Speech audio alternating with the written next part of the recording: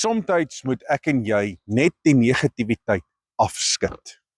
En op hierdie Vrydagoggend waar jy ingeskakel is by Herbou, wil ek gaan met jou gesels oor die feit dat ek en jy word baie keer toegegooi met negativiteit. Ons word aangeval. Ons as mens word beledig. Ons word sleg gesê. Ons as mens kry soveel aanvalle van alle oorde af. Maar ek wil jou gou 'n groot waarheid kom gee. Net omdat jy 'n bloedgewaste kind van die lewende God is, van Jahwe ons Elohim, waar Yeshua jou skoon gewas het met sy bloed en jy dien hom in gees en in waarheid, maak nie van jou enigsins beter as enigiemand anders nie. Inteendeel, jy gaan dieselfde dinge deur as wat ander mense deurgaan. Jy gaan dieselfde storms deur as wat ander mense deurgaan en eintlik elke een van ons het 'n verlede, elke een van ons het 'n agtergrond, elke een van ons is stikkend in ons binneste, het negativiteit wat ons ervaar, elke een van ons, of jy nou 'n bloedgewaste kind van Jahwe is, en of jy nou iemand is wat in die wêreld bly, elke een van ons het dieselfde agtergrond, het dieselfde perspektief, het dieselfde seer wat in ons binneste is, want ons het almal te make met die dinge van hierdie wêreld. Ons het almal daarmee te make. Net omdat jy 'n kind van Jahwe is, haal jou nie uit hierdie wêreld uit in terme van die storms, die omstandighede, die druk wat jy ervaar, die moeilike tye en die challenges wat na jou kant toe kom. Dit haal jou nie uit daarvan nie. Inteendeel, moet jy dit ook face. Jy moet dit ook deurgaan, net soos ander mense ook deur hierdie goed gaan. Maar daar's nou natuurlik 'n verskil. Daar's 'n verskil by my en jou. En daardie verskil is nie by die wêreld nie. Die verskil is ons tree anders te op. Want jy het nie nodig om op te tree dieselfde manier as wat mense jou hanteer. Jy het nie nodig om dit te doen. En dit maak ons anderste. Want ons tree nie op soos wat die wêreld optree. Inteendeel, wanneer daar negativiteit in jou lewe is en wanneer jy aangeval word, skud dit net af. Weet jy, ek leer iets uit die woord uit en Yeshua was aangeval. Hy was sleg gesê, hulle het hom verkeerd gehanteer en weet jy wat doen hy? Weet jy wat doen hy? Hy bly stil en hy draai om en hy loop. Toe hy voor die Joodse raad is en voordat hy op die filterpaal gegaan het hulle hom beskuldig, hulle het hom geslaan, hulle het hom sleg gesê. En weet jy wat doen hy? Hy bly stil. Hy sê nie 'n woord nie. So ek en jy het nie altyd nodig om iets te sê om onsself te verdedig wanneer daar 'n aanval kom op ons lewe nie. Weet jy wat moet ons doen? Skud dit net af. Wees soos Paulus. Paulus kom gee vir ons so iets amazings uit die woord uit in terme van die negativiteit en die dinge wat na ons kant toe kom, want dit kom na almal van ons. Kom na almal van ons. Vra vir my, ek weet. Daar's mense wat ons sleg hanteer in terme van die bediening, daar's mense wat ons aanval, maar weet jy wat? Ek skud dit af, want as ek moet reageer en as ek moet kyk na elke boodskap en elke negativiteit en elke aanval wat na ons kant toe kom, gaan ek 'n emosionele wrak wees, mense. Maar ek dank die lewende God dat ek het nie nodig om altyd iets terug te sê nie. Ek het nie nodig om myself te verdedig nie, want weet jy wat? Daar kom 'n dag wanneer elke persoon voor die troon van Jahwe gaan staan. Elke persoon. En dan gaan jy met rekenskap gee. En weet jy wat?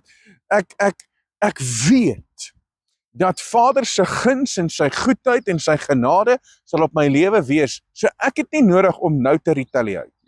Ek het nie nou nodig om met elke ding wat na my kant toe kom, terug te praat of myself te verdedig of om te retaliate.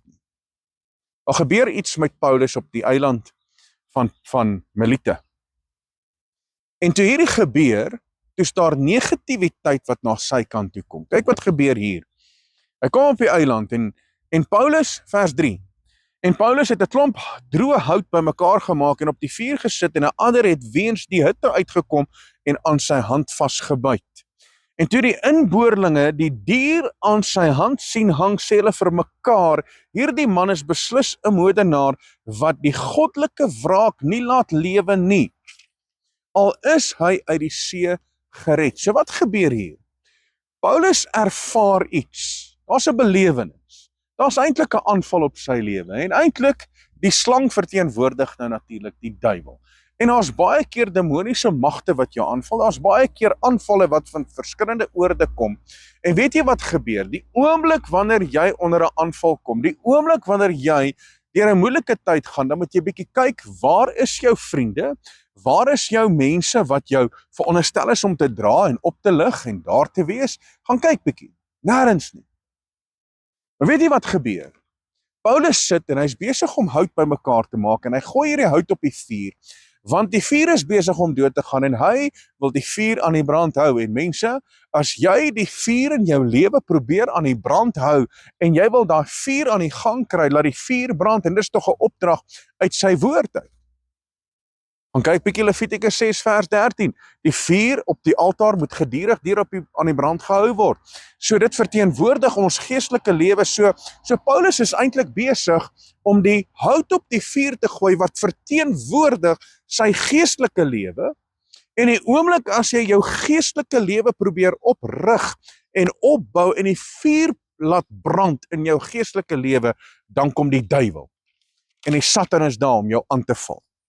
En die oomblik wanneer die duiwel jou aanval, wat gebeur dan? Dan is daar gesprekke. Dan is daar negativiteit. Dan is daar stemme in die gang. Het jy gehoor? Dan praat die familie onder mekaar, of die vriende, of die kollegas praat onder mekaar. Het jy nou gesien wat hier aangaan? En is presies wat gebeur, want hierdie inboorlinge sien hierdie aanval, en nou praat hulle onder mekaar, en hulle dink maar, hierdie ou, sekerlik is die goddelike wraak op hom. Sekerlik. So weet jy wat doen Paulus? Kyk wat doen hy. In vers 5, maar hy het die dier in die vuur afgeskit, en geen kwaad gelei nie. Nou hierdie is baie belangrik. Hy skit daai dier af in die vuur. Nou die vuur verteenwoordig jou geestelike lewe. Met ander woorde, jy kan nie die duiwel aanvat op enige ander terrein nie. Skit hom af, waar? In die vuur. Jy skit hom af in die vuur. Met ander woorde, jy bring hom in die teenwoordigheid van Jahwe, waar die vuur die warmste brand, en jy vat die duiwel daaraan, en jy sorteer die aanval op jou lewe, sorteer jy uit op die vuur. Halleluja! Want toe hy hom afskit op die vuur, weet jy wat gebeur met Paulus? Niks. Absoluut niks. Want die inboorlinge, hulle het nou natuurlik geweet wat se slang dit is, want dis deel van hulle landgoed. So hulle het presies geweet wat se slang dit is, hulle het geweet dis 'n dodelike slang, en Paulus skit hom af. Nou sit hulle, nadat hulle negatief gepraat het, nou sit hulle, en hulle kyk, maar wanneer gaan hy omkap? Wanneer gaan hierdie ou nou doodgaan? Want hulle weet, en dis wat baie keer gebeur in jou lewe. Mense sit, en hulle sit aan die agtergrond, en hulle kyk, maar wanneer gaan jy dit verloor? Wanneer gaan jou lewe uitmekaar uitval? Wanneer gaan hierdie aanval, wat ons nou ervaar het en beleef het op jou lewe, wanneer gaan die duiwel 'n oorhand kry in jou lewe, en wanneer gaan jy wegstap van die lewende God? Wanneer gaan jy dit verloor? En dis presies wat mense wil hê. Presies wat mense wil hê. Dis presies wat die duiwel ook wil hê. Maar hier kom die belangrike ding wat ons moet leer hieruit, is die feit dat Paulus het dit afgeskit in die vuur. Hy het dit afgeskit in die vuur. En hy het nie ge-worry oor wat mense van hom sê, wat mense van hom dink nie. Hy het nie ge-worry nie. Hy het geweet dat solank as wat ek by die vuur bly en ek hanteer hierdie aanval by die vuur, weet ek dat die hand van Jahwe sal op my lewe wees. En wat gebeur daarna? Toe hierdie ouens sien, maar daar gebeur niks met hom nie, toe het hulle ewe skielik 'n ander sienswyse en 'n ander prentjie, en hulle het gedink, maar wow, hierdie ou is nou ewe skielik 'n god. So wanneer jy die dinge reg hanteer in jou lewe, die aanval, die situasie, die omstandighede, en jy skit die negativiteit af, dan gaan mense 'n ander prentjie hê oor jou. En hulle gaan besef, maar waarlik, jy is 'n kind van Jahwe. En ek het dit geondervind in my lewe, waar ek moes bewys het wie ek is. Ek moes gepraktis het wat ek preach. En ek moes dinge regmaak met 'n kollega, dis jare terug waar ek by 'n maatskappy gewerk het en ek moes dinge uitgesorteer het met 'n kollega en weet jy wat gebeur daarna, nadat hierdie persoon gesien het, maar waarlik, ek het hierdie afgeskit in die vuur, weet jy wat gebeur? Toe daar nood kom, toe kom hierdie persoon en sê, hoorie Sorian, wil jy nie asseblief net vir my bid? Want jy sien die resultaat moet wees dat die lewende God al die eer, al die lof en al die aanbidding sal kry en dat jy 'n bruikbare instrument sal wees in die hand van Jahwe ons Elohim. En so was Paulus ook. Want daarna, Paulus gaan en hy bid vir siek mense, hy verkondig die evangelie en so die genade en barmhartigheid van Jahwe ons Elohim ook op daai eiland gekom waar mense dit nodig gehad het. En so kan Vader ook sy doel bereik in jou lewe. En weet jy wat moet jy doen? Skud dit af. Skud die negativiteit af. Skud daai aanval af. En begin vertrou op Jahwe en werk binne die raamwerk van die vuur in jou lewe, jou geestelike lewe, sodat Jahwe altyd verheerlik sal word. Mense, baie dankie dat jy ingeskakel was. Dit is so lekker om met jou te gesels op hierdie Vrydag. So wees geseënd tot volgende keer. Shalom.